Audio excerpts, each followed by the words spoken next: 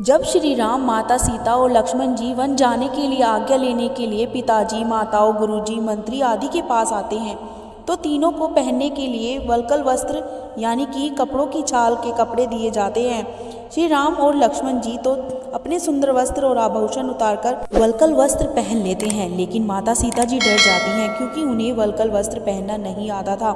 माता सीता जी उन्हें धारण करने की कोशिश तो करती हैं लेकिन उन्हें पहन नहीं पाती। चीर धारण कुशल न होने से माता सीता बहुत ही लज्जित महसूस करती हैं और उनकी आंखों में आंसू आ जाते हैं। वे एक वल्कल गले में और दूसरा हाथ में पकड़कर चुपचाप सिर झुकाकर खड़ी हो जाती हैं। माता सीता को लज्जित महसूस होते देख और उनकी आंखों में आंसू देखकर श्री राम तुरंत सीता जी के पास आते हैं और स्वयं ही उनके सुंदर वस्त्र के ऊपर उन्हें वल्कल वस्त्र पहनाने लगते हैं। यह देखकर वहां खड़े सभी स्त्री हो या पुरुष श्री राम को बस प्रेम से देखते रहते हैं। वहीं जब सीता जी ने वल्कल वस्त्र पहने तो महाराज दशरथ, माताओं, गुरुजी, मंत्री और प्रतिजनों की आंखों में आंसू आ जाते हैं।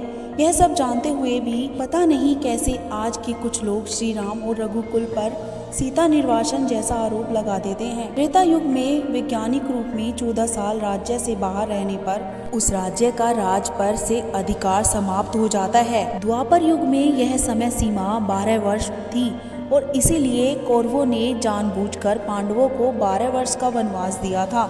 यदि हम केवल ऊपरी बातों को देखें यानी रामायणों के रहस्यों की तरफ न जाएं कि रावण सहित सभी राक्षसों के वध के लिए मथुरा और माता कैकेयी को निर्मित बनाना था, इसलिए वह यह सब कर रही थी, तो उनके अनुसार मथुरा और माता कैकेयी चाहती थी कि जब श्री राम वनवास काट कर वापस आए तो ना तो राज्य पर उनका कोई अधिकार रह जाएगा और ना ही श्री राम माता जी की कोई संतान राज्य पर अपना दावा ठोकेगी।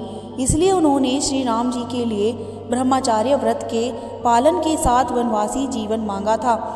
माता कैकेयी की यह इच्छा भी श्री राम और माता सीता ने प्रेम से स्वीकार कर ली। श्री राम को 14 वर्ष तक किसी नगर में भी प्रवेश करना वर्जित था। तब मथुरा यह नहीं जानती थी कि श्री राम माता सीता जी के साथ वन जाने के बाद तीनों भाई बहन भी वनवासी जीवन जीने लगेंगे। लक्ष्मण जी तो श्री राम के साथ ही वन चले गए। भरत जी ने एक कठोर वनवासी की तरह नंदीग्राम में 14 वर्ष बिता दिए और वहीं से पूरा राज्य संभालते रहे। और शत्रुघ्न जी भी दिन भर भरत जी के कार्यों में सहायता करते और रात को नंदीग्राम के बाहर ही पड़ी एक चटाई पर सो जाते।